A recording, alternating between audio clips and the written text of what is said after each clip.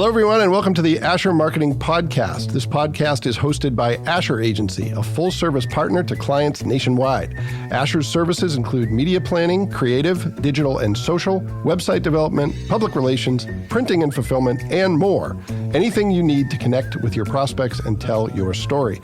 To learn more, visit asheragency.com or contact us at hello@asheragency.com. My guest is David Lorenz. David, how you doing? Great, Anthony. I appreciate you taking time to visit with me. Well, thank you so much for doing this. You and I have actually known each other for a long time. We don't see each other very often, but I think we go back to your days when the team was the Fort Wayne Wizards. We do, yes. I moved here in '99 and was on the staff for 9 seasons when we were the Fort Wayne Wizards. Yeah. Well, we're going to talk a little bit about those days, but we're recording this I especially appreciate you doing this because we're recording this in the middle of the season. So you mentioned on the way in that you're about halfway through home games for the season. Is that right? We are. It's hard to believe. Here we are on January the 6th. June 6th. June 6th. Pardon me, man. We had a long 12-game homestand. Yeah. So here we are I should know June the 6th. It's my parents' anniversary. So if they're listening, forgive me. We have 66 home games, and we just finished game 30 this past Sunday. Wow. Okay. Time's flying. So you have other places to be, so we're going to jump right into it. And I want to start with your career path because you've made a career in professional baseball. But I want to start at the beginning, whatever that is for you. When did you start thinking about careers, and what were you planning at that time? And did you follow that path, or did you take some detours? Yeah, that's a great question.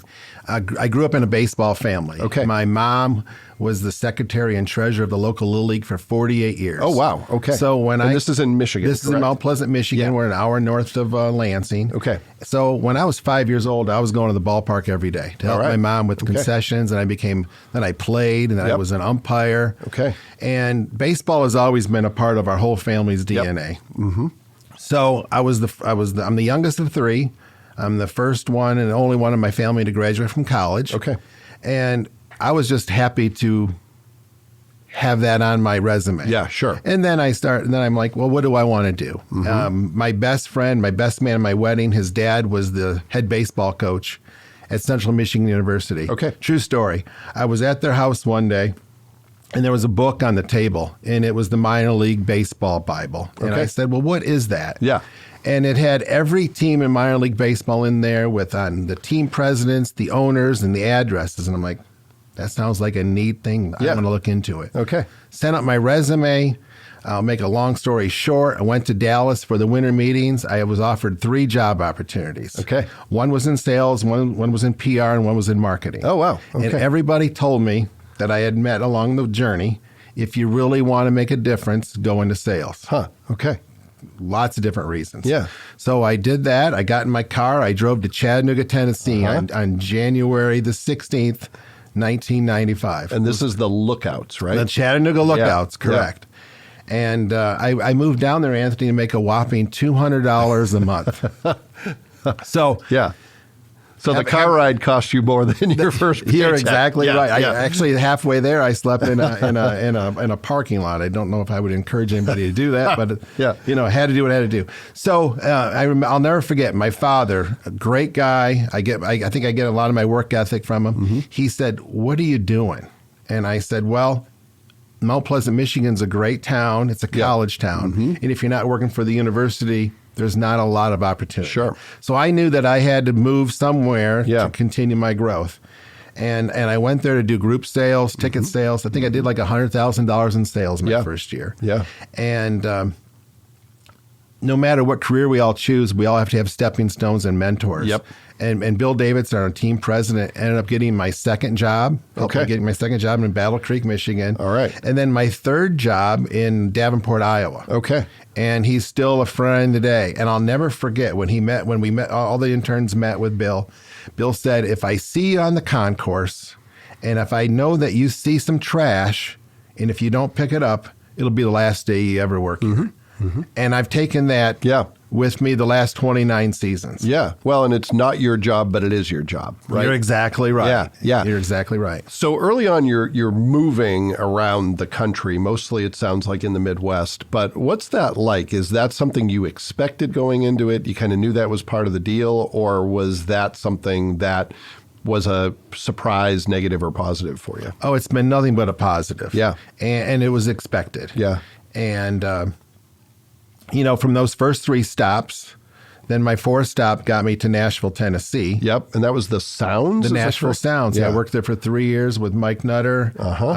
Then we had a couple, and then when we moved to Fort Wayne, Indiana, that's 3 teams in 3 years. Yeah. And it's like, okay, but you can explain it. And when you're in minor league baseball, the person on the other side of the table talking to you, they understand that there's a lot of ebb and flows to it. For sure. I actually saw a Nashville Sounds game. It would have been somewhere between 1994 and 98.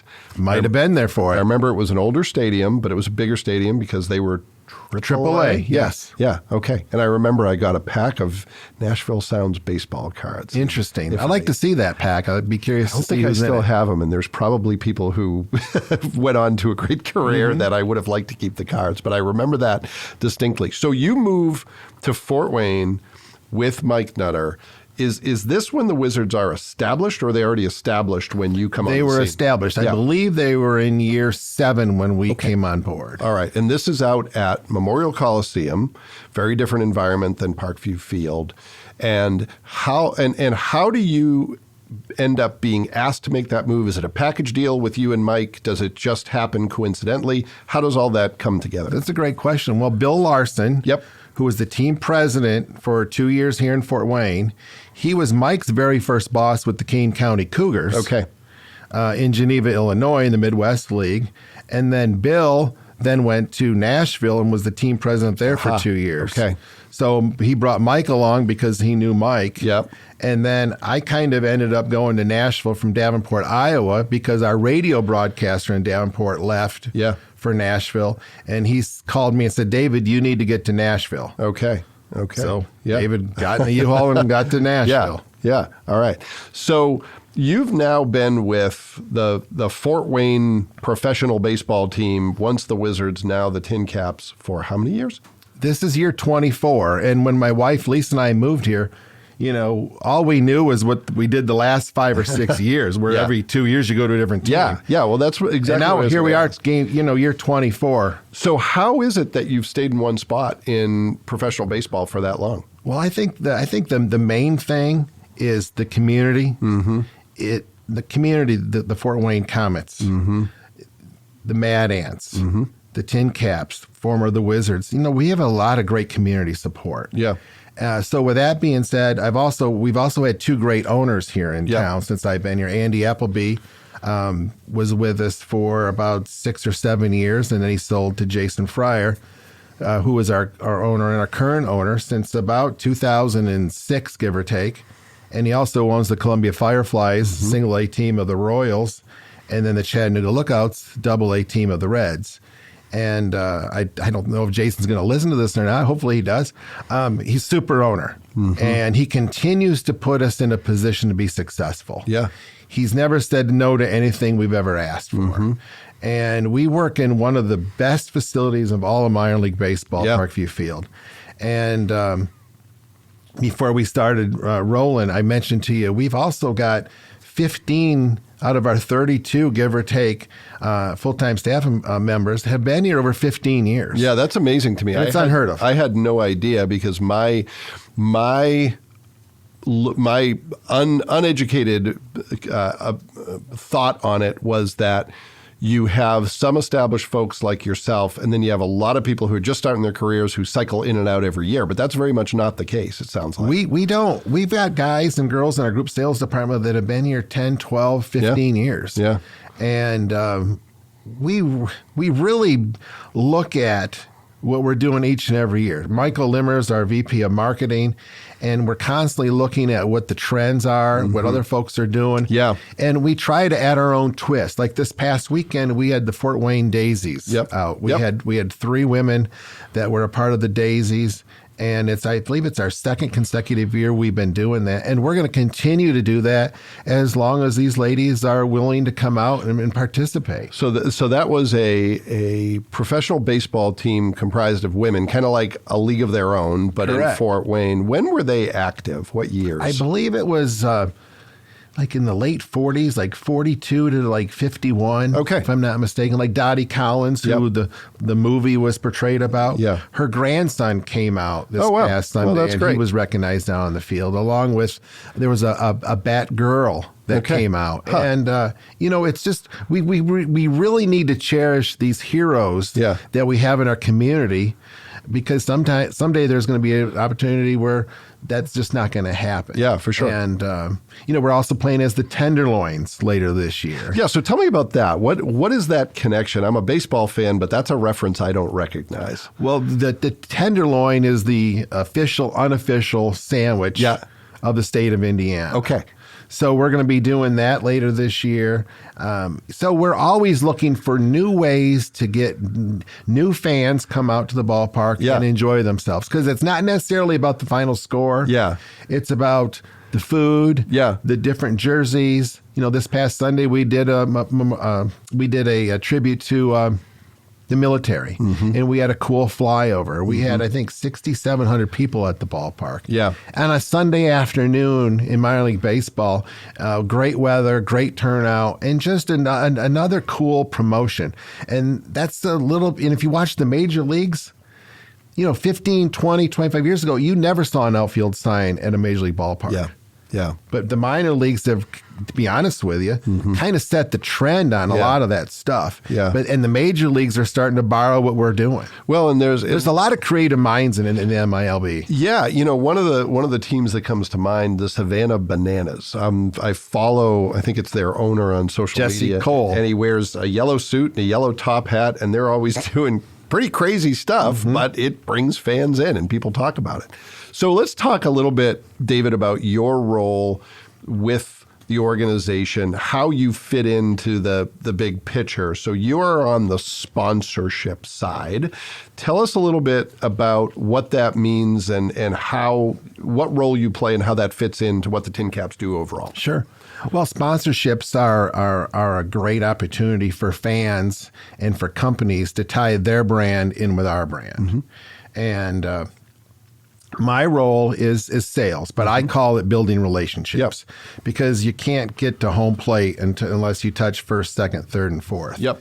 If somebody wants to buy season tickets or a small group package or do a picnic or do some of that stuff, that's a little easier to say yes to, because it's more of a transactional type of buy, where mine and the partnerships are long term. Our most popular branding is an outfield sign. We only have 22. Yeah. So I can't sell 23. Sure. Can't sell 24. I got 22. And we sell those on a 3-year deal. We can't do a 2-year. We can't do a 1. We do a 3-year deal because we want to have long-term partnerships and continue to move forward on that. And we've also got a lot of specialty areas. So my main thing, and Jen Sylvester, who works with me in our department of 2, my main goal is to get them out to the ballpark and then just walk around. And I ask a couple questions. They're not groundbreaking or anything, but when you come out of the ballpark, what do you like? When you come out of the ballpark, how do you see yourself fitting in? And once they can answer some questions and we kind of talk about and, kick the tires and walk around the ballpark, I can get a proposal to them in their inbox by the time they get back into their car. That's great. Because we've got all our proposals all ready to go. Well, and it seems like there's new opportunities every year. You think that the stadium is, this static entity, but there's creative things happening all the time that I assume lead to new sponsorship opportunities. You're exactly right. Parkview Field opened in 2009. 2020, COVID year, that was the year we actually got a new video board, new digital signs in the outfield, new concourse billboards, which were brand new, never had those before. And so that added some extra inventory. And then also with the new sound system. So we had a lot planned for 2020. So we decided to roll that into 2021. It's funny you mentioned partnerships regarding, new. every year, usually August 1st, Jen and I and Michael Limmer and some other people, we'll walk around the ballpark and say, what are we missing? Yeah. And it's amazing what you can do when you just ask that simple question. Yeah. And if you if you continue to look what the other teams are doing. Yeah. Like a couple of years ago, we had a bobblehead of Johnny at the ballpark. Yeah. And I suggested and it was right outside the team store. Yeah. Yeah. We moved it last year down in front of our conference room windows, which were just fans could see through. So we put the branding on the back wall and put Johnny in front of it. And it's just a great backdrop. Yeah. And you have to continue to just develop new ideas. Well, I'm sure that gets difficult as long as you've been with the organization because it's just hard to look at it objectively. You see the facility every day, and that's where, some other perspectives or going to other facilities, I'm sure helps kind of sparks that innovation. You're exactly right. So what are from your perspective, what are some of the best opportunities for partnerships at Parkview Field? Some of the things you think that either are unique to Fort Wayne, they're, high profile, or that you think are great values for what's available to sponsors? Sure. Well, I think all of our partnerships are a great opportunity. Yeah, well, I expected that was going to be the first thing you'd say, yeah. And I think it just depends on... I don't pigeonhole anybody into what I think they should do, no matter what their name on their business card is. Sure. Because I want them to be a part of what they love. Yep. Because if they don't love it in year one, they're not going to love it in years 2, 3, 4, and 5. Sure. So I want to make sure that they're on board with what they like and what they want to have. So, and then also budgets. Yep. Whether you've got $500 or $200,000. Yeah. I want to be able to spend that in the way that they want to spend it. Yeah. It's not about what David or what Jen or Mike Nutter wants people to buy. It's what they want to buy. Yeah. So that's a kind of a tough question. Sure. To answer. I told you there wouldn't be any tough questions. That's thanks. I was waiting for some softballs. But I think that's the key to our success. Yeah. Is that we don't necessarily sell you what we want you to buy. Yeah. We sell you what you want to buy. Yeah. Well, and I think one of the advantages is the variety. I expect a lot of people who listen to this will be familiar with Parkview Field. But those who aren't, there's a kids area, which is great for businesses that want to reach families. There's some sweet areas that are great for folks who want to reach that consumer. There's, people who are there for baseball. There's people who are there who really are indifferent about baseball. So you have an opportunity to reach a wide variety of audiences, and it's just a matter of what's going to be the right opportunity where you're most likely to get in front of those eyeballs and ears. You're right. A few years ago, I think I totaled up there's 13 different areas of the ballpark where you can sit and watch a game. Oh, wow. Okay. So, and we also do our own food and beverage. Yep. And what's neat about that, we're able to manipulate our relationships with all those food vendors. Mm-hmm. Mm-hmm. And by having different options, whether it's food, fireworks, the different promotions that we have, there's always something really neat going on each and every game that people can come out and enjoy. And we also take to heart that it could be somebody's first game. Yeah, for sure. I try to be by the main entrance when people walk in. Yeah. And you'll know right away when somebody hasn't been there lately or before. First thing they do is they just kind of look up into the sky and look at the wayfinding signs. Yeah. Hey, can I help you find anything? Where are your seats at tonight? Yeah. Is this your first time? It's just a great way to show that little interaction and to have that interaction with the fan. And the first thing I give them a game program. I say, open up to the middle of the section. All of our food is located in there. Yeah. And before you decide what you want to eat, I always encourage you to do a lap of the ballpark. Yep. Yeah. So they can find the restrooms, all the amenities, the fun zone that you mentioned, also the splash pad out in right center. Yeah. Well, and that's great advice. One of the things, my little secret that I learned this year is that a lot of times some of the best food has the shortest lines because people go where people are, right? So you've got the bigger concession areas. There's a long line and people go, oh, that's where the food is. And I sneak by all those people and I go to the brisket guy with the brisket barbecue sandwiches. Cart. Good call. Yes. And I'm usually second in line and I'm like, great, I can get in and get out and get something that's maybe even, as good as what I could get if I stood in line for 10 minutes. Exactly. Well, that's what's neat. That's probably no secret to you. You're right. And that's the whole thing about the experience. Yeah. I mean, people are coming for, everybody has a different reason. My main goal when I was here the first 8 years with the Wizards was selling group outings and company events. And I always told people, and I start off with, not everybody's going to like baseball, but I can give you 99 other things that people are going to enjoy about their experience. Yeah, for sure. I mean, I'm someone who I grew up with baseball. I would consider myself a fan of watching baseball, but there are times I go to Parkview Field and I watch maybe half the game because I'm doing other things, right? I'm talking to people who I know out in the concourse area. If my stepdaughter is with me, she's climbing the wall or trying to climb the wall. So it keeps you moving in a very productive way. And oh, by the way, there's a baseball game, which is great fun too. So a lot of opportunities there. All right, well, let's talk a little bit about some quick hit questions related to some of the things that we've talked about. But I want to hear your best answers to these. So let's talk about your career. You have built, I think it's fair to say, a successful career in professional baseball. You've had a great run in Fort Wayne, but you've done some different things. What are some things you've learned along the way? What's some of your best advice when it comes to building a fulfilling, successful career? Man, I think together I could help you write one chapter of your book on this. I think the key ingredient is to be a lifelong learner, whether you're 26, 36, or I'm 56. I love knowledge. I love to know things. I love to know why we're doing something and how it all works. But I would really encourage people to never stop, and keep driving. It's challenging, man. I mentioned to you when I walked in, yesterday our staff had the day up, but we had 12 games in 13 days. Yeah. Whether you're 26, 36, or 56, that's a long 2 weeks. It's a long 2 weeks on your mental health, your physical health. Plus, we all have families. Yeah. It's tough on them too. But there's a reason why we're in baseball. We have a passion for it. Yeah. I mean, I mentioned to you earlier, I was 5 when I started going to the ballpark when I was a little kid with my parents. And but be a lifelong learner.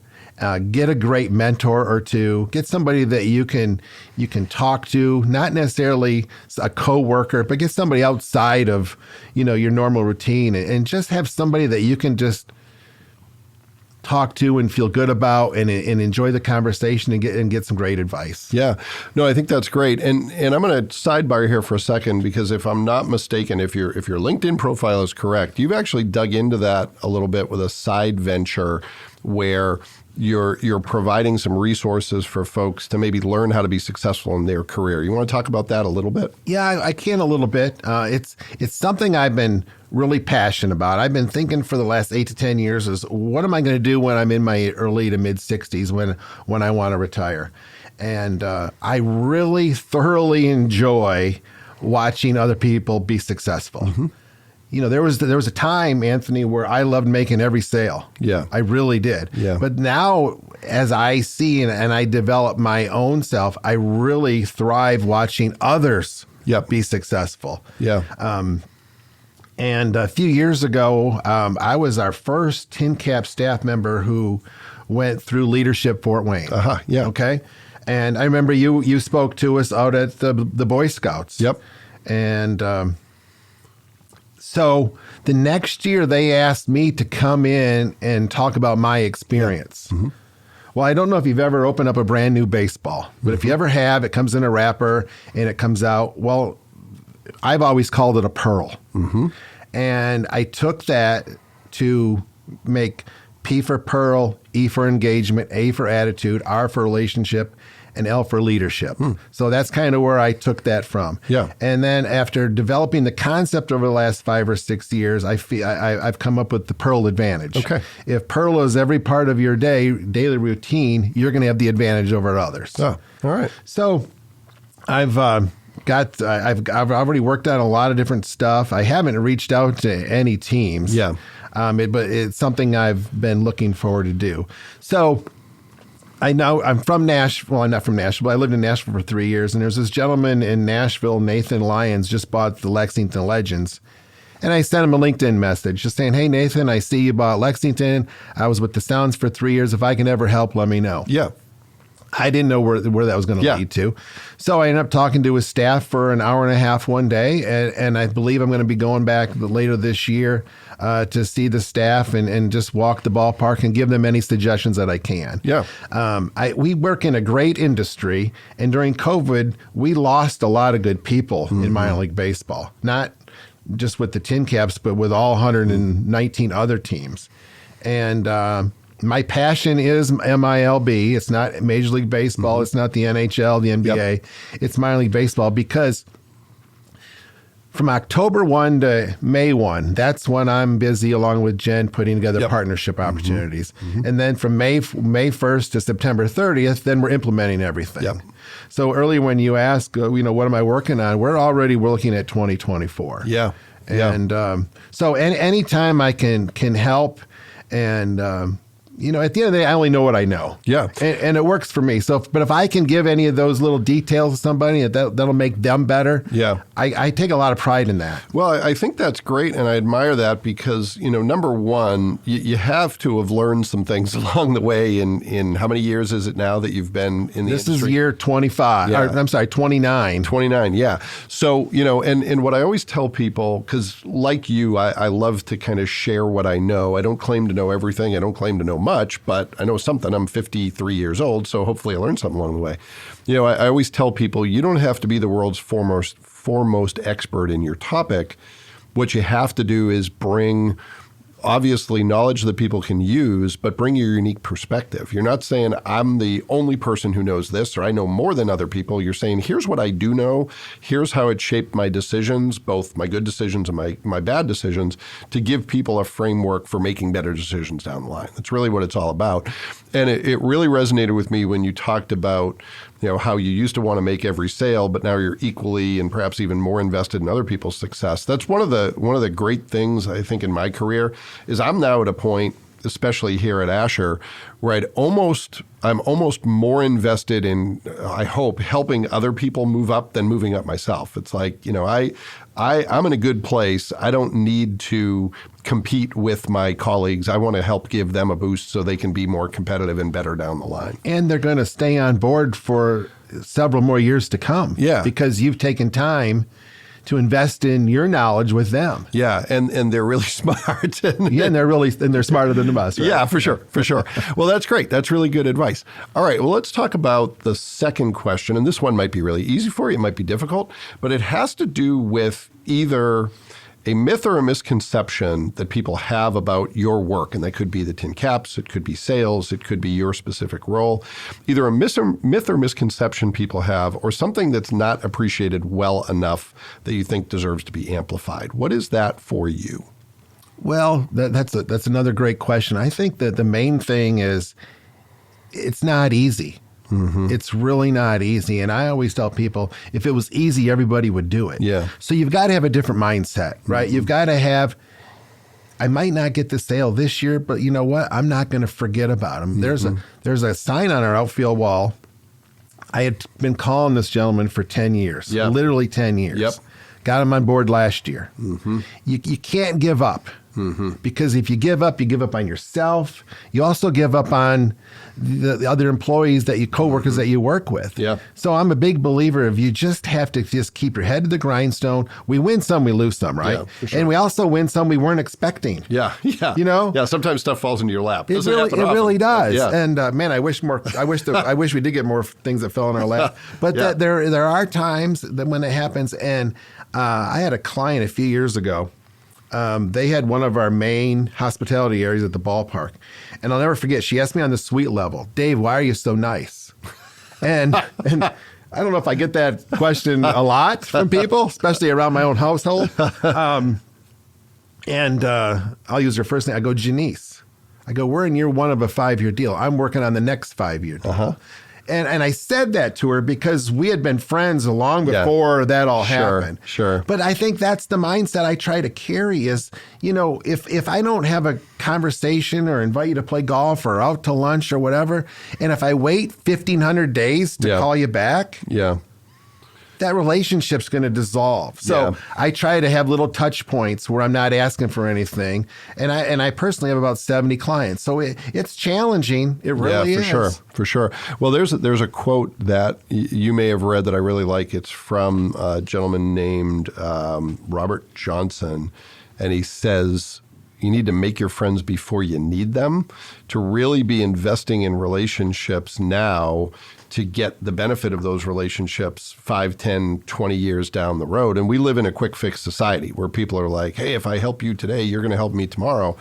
One of the things I've realized as I've gotten a lot older and a little wiser is it doesn't work that way. It's I help you today, and then maybe 5 years from now, you're going to refer someone to me or you'll reciprocate, but it doesn't happen overnight, and it only happens if you make those early investments.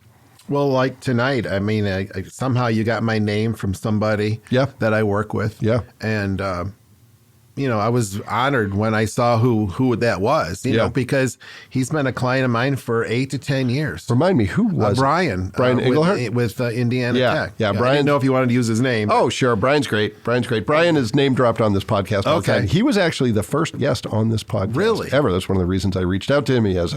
He has a unique spot. Rolodex full of folks. That's right. He has a unique spot in the heart of the Azure Marketing Podcast. I must have been at the end of the Rolodex. I don't know. But hey, I made it. Well, he was one of the first people you were one of the first people he mentioned. So that's great. Yeah. But it really is, I think that's great perspective too, is to remember that, whether or not you're in a relationship business, if you don't think you're in a relationship business, you're probably wrong. Every business is a relationship business. There's different seminars throughout minor league baseball, and the one that I've always really enjoyed going to when I can is the promotional seminar. Well, there hasn't been one since 2019, and that was in El Paso, Texas. Beautiful city, loved it.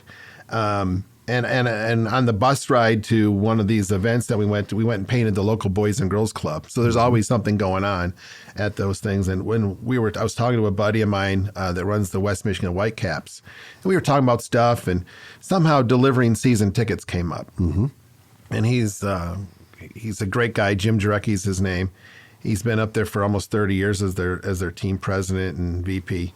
And I told him, I said, man, I really like delivering my season tickets. And we were chatting about that. And, and he knew why, but he goes, hey, why do you like doing it? I go, because I'm kind of the bearer of good news. Mm-hmm. Summertime is around the corner, right? Yeah. Here's your 4 tickets. Yeah. And then you can maybe meet some other people within the organization that you don't know. Yeah. And because sometimes your clients, they change jobs and you're like, oh, geez, I don't know anybody. Yeah. And just by doing that, you can, learn a few other people's and they can know your face. So when they see you at the ballpark, they can say hi to you. And I just really enjoy it because I'm the bearer of good news. I'm bringing your season tickets. Everybody's asking, hey, the weather's starting to get nice. Yeah. And it's just... It's a joyful time. Yeah. And I'm not asking for anything. Yeah. Because I've already asked and got the yes, right? Yeah. So now it's just one of those times where you can just have a touch point and just be a regular guy. Yeah. Yeah. All right. Well, last quick hit question. And it has to do with something you use in your work. It could be, I know you're a big reader, so it could be a book, could be a tool, could be a trick, could be a hack, could be a tip. Something that you use every day or at least most days that helps you be more effective, something you'd recommend to others. Well, if it wasn't for my wife and my 2 kids, I wouldn't have a computer, a TV, or any of that stuff because I don't know how any of it works. I'm old school, man. Yeah. I like face-to-face. Yeah. Yeah. There's nothing wrong with that. I just love face-to-face. Yeah. Yeah. Well, I mean, one of the things that it sounds obvious now, but I don't think it was obvious 3 years ago. I think one of the best things that came out of the pandemic is people have learned that there's something about this being in the same room that you really can't replace. Like video conference is okay, but it's a substitute. It's not as good. And I don't even know if we have figured out why that is. But, when I do a presentation and I'm asked to do it virtually, a lot of times I'll say yes, but I would much rather be face-to-face. And in sales, it's critical. There's a reason people still get on planes for sales calls. Do you have any sense as to why that is? Why do you value the face-to-face so much? What is it about that makes it better than picking up the phone or a video conference? Well, whether I go through a drive-through late at night, or whether I go get gas, I really like to I'm a part of this community, right? Just like you guys are here. And for me to really feel like I'm putting my best foot forward every day, I don't like, I mean, this is just me. I don't really enjoy ordering off an app. Yeah. Plus, I wouldn't even know how to do it. Right? Yeah. But if I had the choice, if I knew how to do it and had the choice of either going here or going up and talking to the person behind the counter, I'm going to do that. Yeah. I'm going to tell you a story. I was going to ask you about the thing you posted on LinkedIn about the drive-thru. Is that what you're going to talk about? Well, no, I got a different story. Okay, let's go with your story. There's a good buddy of mine ran a local chain here for several years. Yeah. And I went into one of his stores, and the girl that was behind the counter, I could tell she wasn't having the best day ever, right? And I noticed that her engagement ring or wedding ring, I don't know the difference, pardon me, and it was just absolutely beautiful. Yeah. And I was with my wife, and I said, man, I love your ring. She totally just did a turnaround with her attitude. And she was just engrossed in what I had to say. And that just had our conversation go a different way. Yeah. And I walked out of there thinking to myself, man, it's not about David Lorenz. It's really not. It's about how we can maybe impact and make someone else's day. Yeah. Because I just knew something wasn't right. Yeah. When I mentioned her ring, she just was like, and it cost you $0. Cost nothing. 20 seconds. It cost nothing. Yeah. Yeah. And that just, to me, I've been in this community, besides living in Mount Pleasant, Michigan for 25 years of my life, living here for almost 25. This is home. Yeah. For myself, my wife, and my kids. Yeah. And, I think anytime you get an opportunity to be a part of the community in just little ways, I think we all need to, we need to jump on board while we can. Yeah, well, that's great. Well, I'm going to ask you, I'm going to put you on the spot because I brought it up. Can you tell the story about the interaction you had that you shared on LinkedIn? Sure. I think it was a drive-through. Can you share that story to close us out? Yeah. Working at the ballpark, we get a lot of hot dogs, a lot of pizza, a lot of brats, a lot of barbecue, right? Yeah. And for some reason, that night I didn't have a chance to eat. Yeah. And on the way home, with COVID, there's not as many places open at 9:30, 10 o'clock at night. So I went through the Arby's drive-thru. Again, I was the only guy in line, and ordered my food, went up to the line, and the guy saw my Tin Caps polo. He ended up being a 29-year-old gentleman with, I believe he said he had 3 or 4 kids. And he goes, so do you work for the Tin Caps? And I said, yeah, I'm on year 29. I said, it's a privilege and a joy to go to the ballpark every year. And I don't like to talk about my job outside of work because that's what I do for a living. Yeah, sure. And I said to the gentleman, I go, what's your story? He goes, well, I'm only 29 and my chapter, I'm only halfway through the book or whatever he said. Yeah. And I said, okay, I got it. And I said, well, what do you like to do for fun? Anthony, his eyes lit up. It was like I opened up. It was like the girl with the ring. It was the same thing. What do you like to do for fun? And he goes, well, I coach 9 and under youth baseball. Okay. Yeah. Well, I work for a baseball Speaking team, right? the same language. So we've got a passion there. So I found something that we had connections with. My food's still being cooked. I ordered the jalapeno poppers. They always got to throw those in. So I knew I had a few minutes. And I said, hey, give me a minute. I got something in the back of my car. For about 4 or 5 years or whatever it's been, I've always carried around 20 to 50 used baseballs from our games because I'll go to like some little league games and I put one in my pocket. If I see a kid with a glove with no ball, I go up and hand it to him. Yeah. I say, I'm David with the Tin Caps. This was a foul ball. I'd love to give it to you. Yep. Just make that kid's day. And he's going to associate it with the team and probably have a good feeling about the team. Right. You're exactly right. So the gentleman that works at Arby's, I got him 12 balls and I handed them to them through the window. It's 10:30 at night. So not the transaction. Picture a guy in a white family car passing out, baseballs through the. It looked like that's a weird way to pay for your food. Yeah, it looked like a side deal.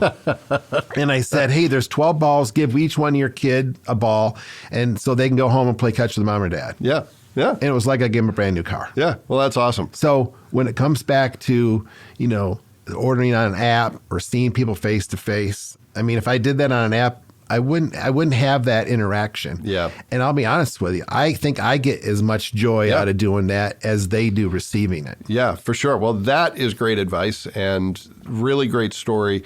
I think the bottom line is people take an interest in people who take an interest in them, right? But sometimes you got to make the first move. So that's great. You're exactly right. And I think what you just said explains sales. Yeah, for sure. It really does. If you want somebody to be a part of what you're doing, you got to be a part of what they're doing. All right. Well, let's quit while we're ahead. Okay. We're doing great, and I don't want to screw it up. So Perfect. We're going to end here. Well, David, thank you so much. Thanks for being a part of the community for as long as you have been. Thanks for being on the podcast. Really appreciate it. Appreciate you, sir. Thank you.